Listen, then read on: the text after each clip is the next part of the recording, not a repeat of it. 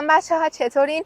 امروز اومدم مجموعه بلووینگ رو بهتون معرفی کنم. یه رنت خودرو قدیمی که بیشتر از 150 تا ماشین داره. میخوام بهت نشون بدم با پول یک بار دو بار تاکسی چه ماشینا رو میتونی توی دبی اجاره کنی و سوار شی. خب این لکسوس شاسی رو داریم که هم برقیه هم بنزینی.